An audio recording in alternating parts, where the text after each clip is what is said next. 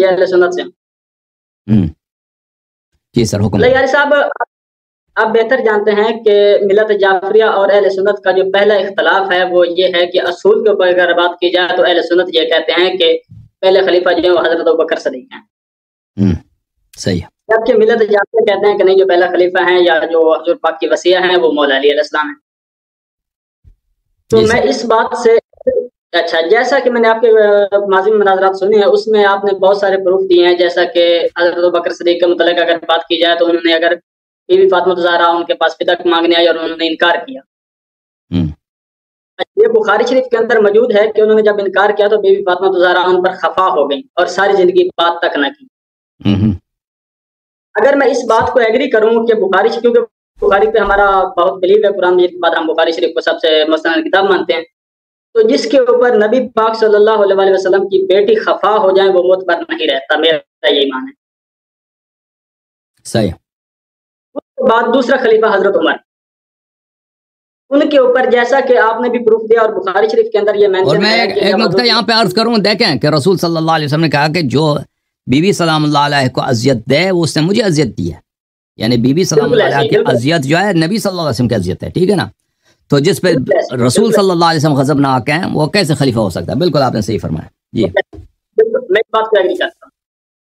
دوسری بات، اگر حضرت عمر کے خلافت کی بات کی جائے تو جیسا کہ انہوں نے حضور پاک صلی اللہ علیہ وسلم نے کہا کہ جی مجھے قلم لاؤ میں لکھ دیتا ہوں آپ کو، تو انہوں نے کہا جی ہمارے لیے کتاب کافی ہے۔ تو جو بھی بات نبی پاک صلی اللہ علیہ وسلم کرتے ہیں یا کہتے تھے یا فرماتے تھے تو وہ جو ہے وہ حدیث کا رتبہ رکھتی ہیں، تو جو بندہ حدیث سے انکاری ہے وہ بھی معتبر نہیں رہتا۔ صحیح۔ اس لیے ان کی خلافت بھی اس پہ جو ہے وہ سوال اچھا لگ جاتا ہے کہ جی انہوں نے حدیث سے انکار کیا، یعنی حضور پاک سے کیوں نہیں لکھوایا۔ جی۔ اب تیسرا سوال جو اوریجنل میرا سوال ہے وہ، میں ٹائم بھی شارٹ ہے، میں وہ آپ کے قیمتی ٹائم میں سے چند منٹ سے ہوگا۔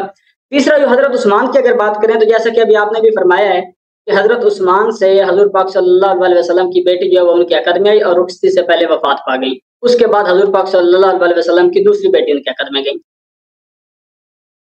تو جس کے عقد میں نبی پاک صلی اللہ علیہ وسلم کی بیٹی جائے تو کیا وہ، میں تو اسے یعنی اس پہ کنفیوژن ہے کہ میں اس کو فاسق کیسے کہہ دیتا ہوں جس کے عقد میں نبی پاک صلی اللہ علیہ وسلم کے والدین کو مسلمان نہیں کہتا بھائی، داماد میں بعد میں غلطی نہیں کر سکتا بھائی، یہ کیسے ہو سکتا ہے؟ ٹھیک ہے نا؟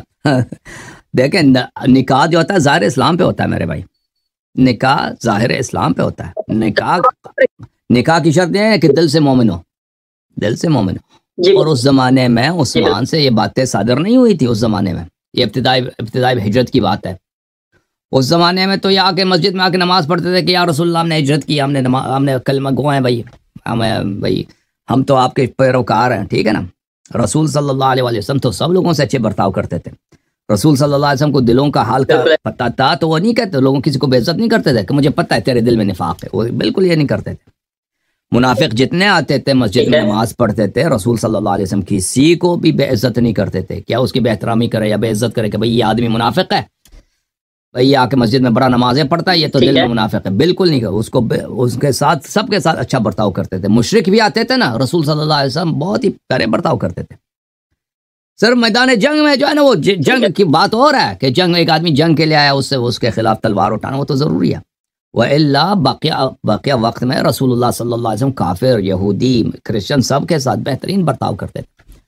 اب جہاں تک بیٹی دینے کا رشتے کا تعلق ہے، بیٹی دینے رشتے کا تعلق ہے، یہ کسی حدیث میں نہیں آیا کہ ہمیں پتہ ہو کہ کس کنڈیشن میں، کس حالت میں، کہ وہ کیسے حالات ہے کہ رسول صلی اللہ علیہ وسلم نے رشتہ دیا۔ صرف اتنا ملتا ہے کہ وہاں پہ جنت میں جو گھر تھا، رسول صلی اللہ علیہ وسلم کی بیٹی نے وہ شرط لگایا تھا کہ اگر یہ مجھ سے رشتہ مانگتا ہے تو میں قبول کرتی ہوں، بشرط یہ کہ اس کو جو گھر میں رشتہ جنت میں ہے وہ مجھے دے دے۔ تو عثمان نے قبول کیا تھا۔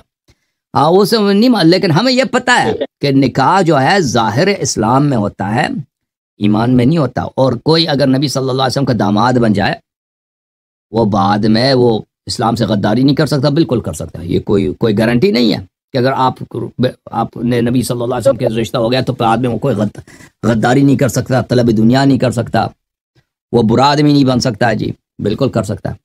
جی میں اپنے کلیئرنس کے لیے نا میں آپ سے کوئی ایک ایویڈنس چاہوں گا حضرت عثمان کے متعلق کہ انہوں نے اسلام میں غداری کی ہو، جو کہ ہماری کتاب میں شامل وہ بہت ہے، اور بہت زیادہ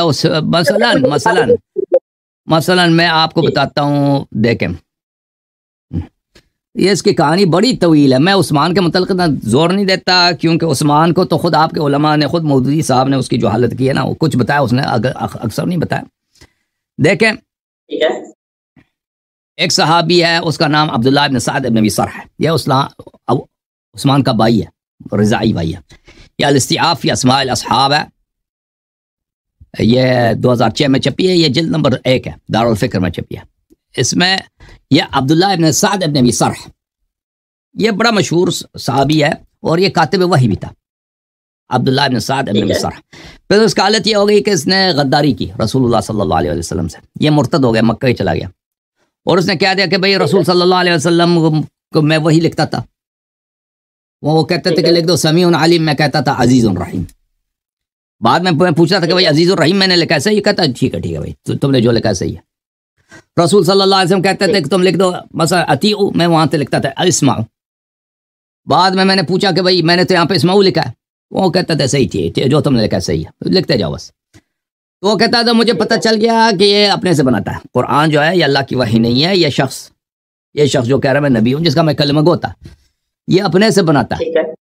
تو اس کے مذمت میں آیات نازل ہو گئے اس شخص کے، یہ جا کے اس نے بڑا نقصان پہنچایا رسول اللہ صلی اللہ علیہ وسلم کو، اس کے مذمت میں آیات نازل ہو گیا کہ بھئی یہ قرآن نے اس کو کیا کہا، میں آپ کو بتا دیتا ہوں کہ قرآن نے کہہ دیا کہ یہ آدمی فاسق ہے۔ ٹھیک ہے، ایک منٹ بھائی، اگر وہ مجھے آیات مل جائیں۔ جی دیکھ لیجیے۔ ہاں یہ ہے، یہ انصاب الاشراف میں، یہ طبری وغیرہ نے بھی روایت کیا، ملاحظہ کریں انصاب الاشراف میں، دارالمعارف میں، یہ سعد بن سرح میں اللہ تعالیٰ نے آیت اس کی مذمت میں نازل کیا، ومن اظلم ممن افترى على الله كذبا او كذب او قال اوحي الي ولم يوحى اليه ومن قال سانزل مثل ما انزل الله۔ اللہ تعالیٰ نے اس کی مذمت میں یہ آیت نازل کیا کہ کون ہے اس سے زیادہ تو دنیا میں کوئی ظالم ستمگر ہی نہیں ہے جس نے اللہ اور رسول صلی اللہ علیہ وسلم پہ جھوٹ باندھا، اتنا بڑی تہمت لگائی ہے کہ بھائی پیغمبر پہ وحی نازل نہیں آتا، یہ خود اپنے سے بناتا ہے، اور وہ کہتا تھا ولم یوحی الیہ شیء، پیغمبر پہ کوئی وحی نازل نہیں ہوئی، یہ جھوٹ کہہ رہا ہے، نستجیر باللہ، میں نے خود اپنی آنکھوں سے دیکھا، میں نے کچھ لکھتا تھا وہ کچھ بولتے تھے، بعد میں کہتا ہے تم نے صحیح لکھا ہے۔ ومن قال سانزل مثل ما انزل اللہ، اور وہ کہتا تھا نا مکے جا کے اس نے کہا تھا کہ میں بھی قرآن بنا سکتا ہوں، میں قرآن بناتا تھا، میں خود کاتب وحی تھا، تو یہ شخص تھا، تو اللہ نے بھی اس کو سب سے غدار بولا۔ تو جب فتح مکہ ہوا نا، تو رسول صلی اللہ علیہ وسلم نے حکم دیا کہ عبداللہ ابن سعد ابن ابی سرح جہاں بھی ملے اس کو قتل کیا جائے، اس ملعون کو، اس کو کیا کیا جائے؟ قتل کیا جائے، سر قلم کیا جائے، چاہے وہ کعبے کے پردوں کے میں بھی لپٹ جائے تو اس کو قتل کرو۔ تو یہ تو کیونکہ یہ عثمان کا بھائی تھا، عثمان کا یہ رضائی بھائی تھا، یا اس کا، اب مجھے شک ہو سوتیلا بھائی تھا یا رضائی بھائی تھا، اس طرح تھا اس کا۔ تو یہ عثمان کو پتہ تھا یہ کہاں چھپا ہوا ہے، عثمان اس کے پاس گیا، اس کو قتل کرنے کے بجائے اس کو لے کے آئے رسول صلی اللہ علیہ وسلم کے پاس۔ رسول صلی اللہ علیہ وسلم نے جب اس کو دیکھا کہ یہ اس کو قتل کیوں نہیں کیا، تو عثمان منتیں کرنے لگا کہ یا رسول اللہ اس کو معاف کرو، تو رسول صلی اللہ علیہ وسلم نے اپنے منہ پھیر دیا، اس سے عثمان سے منہ پھیر دیا، ٹھیک ہے نا۔ پھر عثمان پھر منتیں کر دوسری شاید طرف آ گیا، پھر رسول صلی اللہ علیہ وسلم نے منہ پھیر دیا، پھر تیسری دفعہ اسے منتیں کرنا شروع کیا، تو پھر رسول صلی اللہ علیہ وسلم نے کہا چلو اس کو چھوڑ دو، اس کو چھوڑ دو۔ تو لوگوں نے کہا کہ بھائی یا رسول اللہ آپ نے اشارہ نہیں کیوں نہیں کیا کہ ہم قتل کر دیتے اس کو، صحابہ نے کہا۔ تو رسول صلی اللہ علیہ وسلم نے کہا میری شان یہ نہیں ہے کہ میں آنکھوں سے اشارے کروں، جب میں نے کہہ دیا تھا کہ یہ کس کعبے کے پردے کے میں بھی لپٹا ہوا ہو تو اس کو قتل کرو، اس ملعون کو، تو اب یہ تمہارے سامنے آیا، عثمان نے اس کو پناہ دیا، عثمان کو اجازت نہیں تھی اس کو پناہ دے، عثمان پہ واجب تھا کہ اس کو قتل کر لیتا، عثمان نے اس کی جان بھی بچائی اور رسول صلی اللہ علیہ وسلم کو تعزیت بھی کیا، اس کو لے کے آئے، اور دوسرے صحابہ نے بھی کسی کو کوئی وہ نہیں تھا، پرواہ نہیں تھا کہ اس کو قتل کیا جائے، الٹا کہہ رہے ہیں کہ آپ نے آنکھوں سے کیوں اشارہ نہیں کیا، چشم کوئی آنکھ وغیرہ مار دیتے، کیوں؟ رسول صلی اللہ علیہ وسلم کی شان یہ نہیں، میں نے فرمایا کہ میری یہ شان نہیں ہے کہ میں کام کروں۔ بہرحال جب دیکھیں اب ایک شخص کو اللہ تعالیٰ نے قرآن میں اس کو ملعون بولا ہے، کافر بولا ہے، جب عثمان کو خلافت ملی ہے اس نے سب سے پہلے کام کیا ہے، مصر کی سرزمین کو اس نے اس کو گورنر بنا دیا، ٹھیک ہے. مصر کے سرزمین پہ اسی اپنے بھائی کو اس نے گورنر بنا دیا، حالانکہ جس کو دیکھا ایک شخص جو دشمن رسول ہے، جس کو اللہ تعالیٰ نے اس کو بتایا وَمَنْ أَظْلَمُ مِمَّنِ افْتَرَى عَلَى اللَّهِ كَذِبًا أَوْ قَالَ أُوحِيَ إِلَيَّ وَلَمْ يُوحَ إِلَيْهِ شَيْءٌ وَمَنْ قَالَ سَأُنزِلُ مِثْلَ مَا أَنزَلَ اللَّهُ، کہ اس سب شخص سے زیادہ ستمگر ہی نہیں ہے دنیا میں، سب سے بڑا ستمگر وہی ہے جو رسول صلی اللہ علیہ وسلم، یہ مسئلہ خلافی نہیں ہے کہ یہ آئے اسی کے متعلق ہے، اس طرح بھی نہیں ہے، شیعوں کی روایت ہے، سب کا اجماع یہی ہے کہ آئے اسی ملعون کے متعلق ہے. اگر واقعا عثمان، عرض یہ ہے کہ اگر اس کو اسلام پہ، رسول صلی اللہ علیہ وسلم کی رسالت پہ واقعا یقین ہوتا تو اس زمانے میں تو بڑے بڑے صحابہ موجود تھے، بدری صحابہ عثمان کے زمانے میں. ابھی رسول صلی اللہ علیہ وسلم کی وفات کو 12 سال ہی تو ہیں عثمان کی خلافت کے ابتدا میں، ٹھیک ہے نا. بدری صحابہ بے تعداد موجود ہیں، احدی والے موجود ہیں، مہاجرین موجود ہیں، انصار موجود ہیں، اتنے زاہد صحابہ موجود ہیں، ابو ذر جیسے صحابہ موجود ہیں. تو تم نے دیکھو مصر اتنا بڑا علاقہ ہے، تو تم نے اس کو وہاں پہ رکھا، اور اس نے مصر میں اتنا ظلم کیا، اس شخص نے اتنا ظلم کیا کہ وہاں کے لوگوں نے عثمان پہ بغاوت کی کہ بھئی اس کو ہٹا دو یہاں سے، ٹھیک ہے، ہٹا دو. تو وہ مصر والے آ گئے، انہوں نے عثمان کے گھر کا محاصرہ کیا کہ تم بھائی اس کو ہٹا دو. عثمان تو کئی دنوں تک کہا کہ میں نہیں کرتا، پھر کہا کہ چل میں خط لکھ دی بھائی، اس میں دستخط کی، مہر لگا دی کہ بھائی عبداللہ ابن سر تم عزل ہو، ٹھیک ہے نا. ان کو بھیج دیا وہاں سے مصر کی طرف. مصر والے خوش ہو گئے بھائی کہ چل ہمارا جو گورنر تھا ظالم تھا وہ عزل ہو گیا. راستے میں چلے، ہاں تو انہوں نے دیکھا کہ مدینے سے ایک آدمی آ رہا ہے. دیکھا تو یہ تو عثمان کا خادم آ رہا ہے، بڑی تیزی سے جا رہا ہے مصر کی طرف. پکڑ لیا اس کو، ان لوگوں نے پکڑ لیا اس کو ٹھیک ہے نا. کہ تم کہاں جا رہے ہو؟ اس نے کہا کہ میں تو مصر جا رہا ہوں. کہاں جا رہے ہو؟ ایسے کام ہے، کوئی خط لے کے آئے ہو مدینے سے؟ کہا نہیں، خط کوئی نہیں. انہوں نے کہا کہ نہیں کوئی بات ہے یہاں پہ، کچھ ہے، عثمان کچھ کر رہا ہے ٹھیک ہے نا. اس کی تلاشی لی، کچھ نہیں ملا، تلاشی لی. اب اس کا جو پانی کا جو برتن تھا نا، انہوں نے کہا کہ یہ کوئی چکر ہے. پانی کا جو برتن تھا اس کو کھول دیا تو اس کے اندر عثمان کا خط ملا، ان کو عثمان کا سیکرٹ خط ملا تھا کہ اس نے اپنے خادم کو مصر بھیجا. کیا وہاں پیغام یہ بھیجا ہے مصر کے گورنر، یہ عبداللہ ابن ابی سرح کو، عبداللہ ابن سعد ابن سرح، یہ جو لوگ آ رہے ہیں ان کو میں نے خط لکھا کہ تو عزل ہے، تو بالکل عزل نہیں ہے. جو ہی یہ مصر پہنچ جائیں ان سب کو تم نے گرفتار کرنا اور سر ان کا قلم کر دینا، ٹھیک ہے نا. اس طرح ان لوگوں کے ساتھ عثمان نے فراڈ کیا، ٹھیک ہے نا. اس کے اوپر اجماع ہے، اس یا سب تواریخ میں موجود ہے، سب تواریخ میں موجود ہے، خود تبری وغیرہ الکامل فی التاریخ سب میں موجود ہے. تو مصر والوں نے کہا کہ واہ جی واہ، واہ جی واہ، واہ جی واہ، یہ ہمارے ساتھ یہ فراڈ ہوا. ہمیں یہاں پہ ہم نے اپنے بھائی ہمارا گورنر ظالم ہے، شکایت کے لیے ہم مدینے گئے خلیفے کے پاس. خلیفے نے بہت عرصے کے بعد ہماری بات سنی اور کہا کہ خلیفہ عزل ہے، گورنر عزل ہے، تم چلے جاؤ ادھر. میں نے نیا گورنر بھی بنایا تھا اس نے، نیا گورنر بھی اسی گروہ میں، تم گورنر ہو. اب جو ہے ہمارے ساتھ یہ غداری ہو رہی ہے کہ ہمارے پیچھے ہم ادھر مصر جائے، ہمارا سر قلم ہو. تو یہ پھر واپس آ گئے مدینہ. پھر انہوں نے کہا کہ عثمان سے کہا کہ اب تیرے ساتھ یہ بات ہے، اب تجھے خود عزل ہونا پڑے گا، تجھے خود دستبردار ہونا پڑے گا. اسی بات پہ عثمان کا قتل بھی ہو گیا نا. عثمان نے کہا نہیں میں عزل نہیں ہوتا، میں نے یہ دستخط نہیں کہ یہ جھوٹ ہے. عثمان نے کہا کہ مجھے اس کا پتہ نہیں ہے خط کس نے لکھا، حالانکہ اس کا اپنا خط تھا، اس کی اپنی دستخط تھی، اس کی اپنا مہر بھی تھا. وہ مہر کسی اور کے پاس تھا ہی نہیں، عثمان کے پاس تھا، ٹھیک ہے نا. وہ مکر گیا کہ نہیں ہے. ہاں اسی بات پہ قتل ہے. پھر ایک دوسری بات ہے کہ اس کا چچا جو تھا الحکم ابن العاص. الحکم ابن العاص وہ شخص تھا جس کو بے پناہ روایات آپ کے اپنی کتب میں موجود ہیں کہ رسول اللہ صلی اللہ علیہ وسلم نے اس کو لعنت کیا تھا، حکم کو. یہ عثمان کا سکا چچا ہے.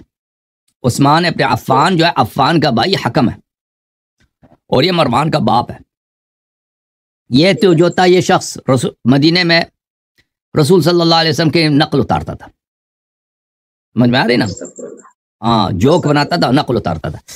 تو رسول صلی اللہ علیہ وسلم جا رہے ہیں، یہ پیچھے سے چپکلی کا شکل بناتا تھا، یہ ملعون چپکلی سا کا شکل بناتا تھا، یہ منافق تھا. تو یہ آپ کی کتابوں میں بڑی پڑی ہے، اس میں اختلاف، میں ایسی روایت نہیں بیان کر رہا کہ اختلافی ہیں، غیر صحیح ہیں.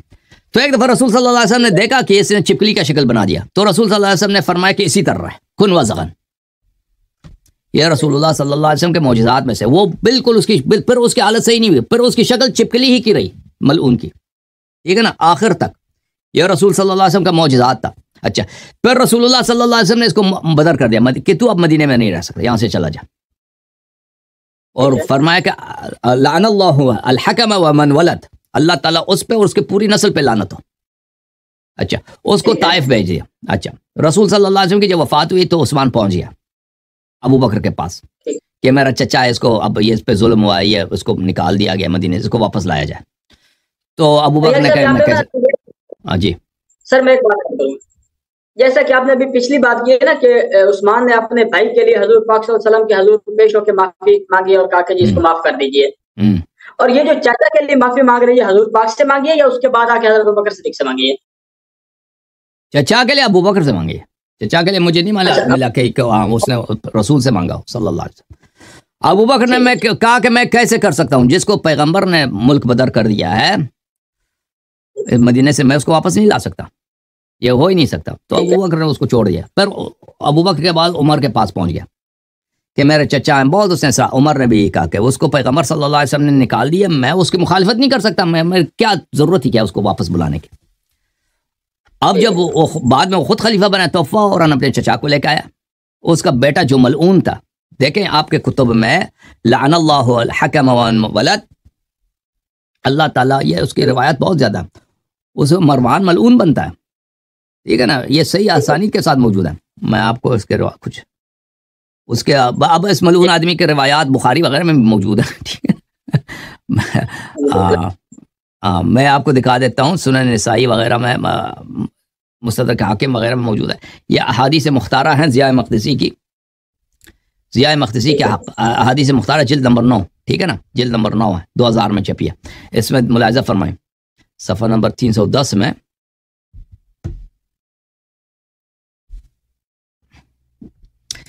یہ دیکھیں حدیث نمبر 268 کہتے ہیں حدیث صحیح ہے، اسناد صحیح. اس طرح کے صحیح حدیث بہت زیادہ ہیں، ایک نہیں یہ کئی ہے. کیا عامر شعبی کہتا ہے کہ میں نے عبداللہ ابن زبیر جو آتا ہے صحابی ہیں، وہ مکے کا طواف کر رہے، کعبے کا طواف کرتے ہوئے کہہ رہے تھے وَرَبِّ هَذِهِ الْبَنْيَةِ لَلَعَنَ رسول اللہ صلی اللہ علیہ وسلم الحکم وما ولد. اس گھر کی قسم، اس گھر کی قسم، کعبے کی قسم، رسول اللہ صلی اللہ علیہ وسلم نے حکم کو اور اس کی پوری اولاد کو لعنت کیا، ٹھیک ہے نا. اس کے بعد دیکھو اگلا حدیث بھی 259 بھی یہی ہے، ان الحکم ابن ابی ولد وولدہ ملعونون علی رسال رسول اللہ صلی اللہ علیہ وسلم. کعبے کی قسم، حکام اور اس کی پوری اولاد رسول اللہ صلی اللہ علیہ وسلم کی زبان اقدس پہ ملعون ہے. اچھا اس کے بعد اور بھی احادیث ہیں، ٹھیک ہے نا، اور بھی کتب میں بری پڑی ہیں، مستدرک حاکم وغیرہ. اور اس نے بہرحال اس کو اپنی بیٹی دیا، چچا کو واپس بلایا، مروان کو اپنی بیٹی دیا، اور مروان کو اپنا وزیر اعظم بنا دیا. اس نے مروان کو، اسی کو جن کو رسول اللہ صلی اللہ علیہ وسلم نے نکالا تھا. اور صحابہ پیغمبر کے ساتھ کیا کیا اس شخص نے، دیکھا اس کا اپنا بھائی جو تھا، جو پیغمبر صلی اللہ علیہ وسلم پہ اس نے جھوٹ باندھا تھا نا، جو اس کو قتل کرنا چاہیے تھا، اس کو مصر کا گورنر بنا دیا. جو کیا اس نے، پیغمبر صلی اللہ علیہ وسلم کا صحابی ہے ابو ذر غفاری،